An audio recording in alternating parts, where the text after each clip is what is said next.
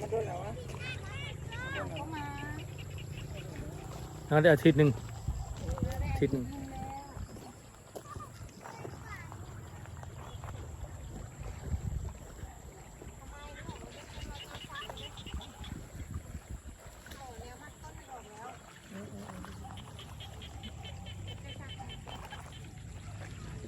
โดนกลอยย้ำเลยนะ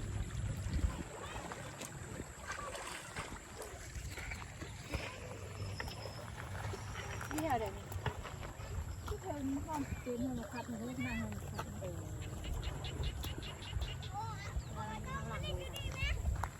นั่นข้างหลังเลยอ่ะข้างหน้านั่นมาพัดเลยเส้นจากนั้นนั่นไอเป็ดนะ เศร้าหรอวะเศร้าละ คำละจะอ่อนเราตึกกระดุมขนาดได้ดีนะ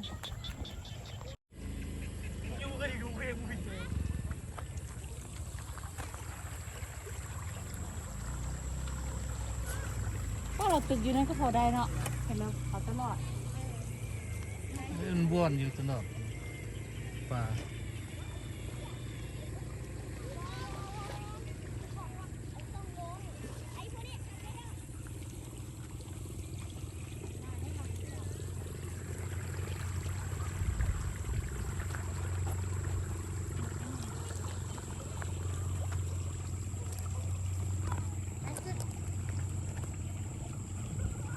ดอกบัว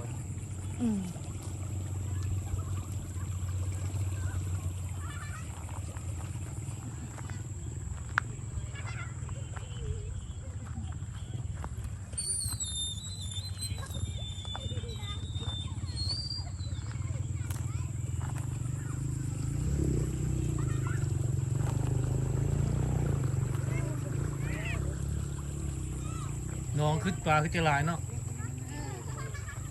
ต้อนรุมทางคนแห้งสิหลายทางเบอร์นะพี่น้อง ออกพุ่นเนาะ มีเดือนอีกเดือนหนึ่งเด้ตัวนั้นมันลงน้ำเส้นทางหนูเที่ยวเด้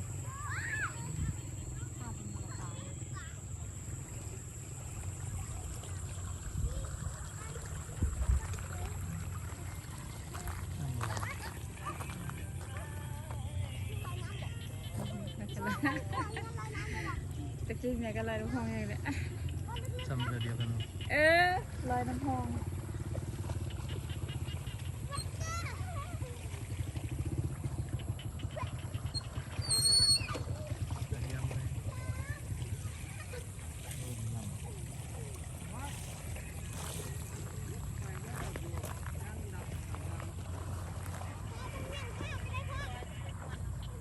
ว่าแหละขึ้นห้อตัวเองน้อยได้ลอยน้ำพองมาไปหากันลอยน้ำพองเด้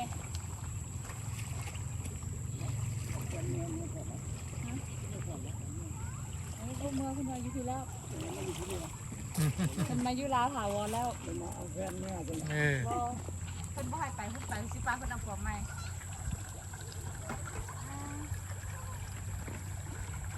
ป้าเฮ็ดอันนี้เฮ็ดนึกเนาะหน้าปลาซิวได้ปลานั่นน่ะปลามัด ซิวไป ปลาซิวปลามัดปลาขาวนี่ ใหญ่สุดแล้วนี่นะใหญ่ซ้ำนี่ อันนี้ปลาซิวตัวน้อยตั้งห้าปลาสลิดก็ตั้งห้าตัวเป็นปลามัดเท่าไหร่มันเป็นปลาสลิดนะง่ายนะ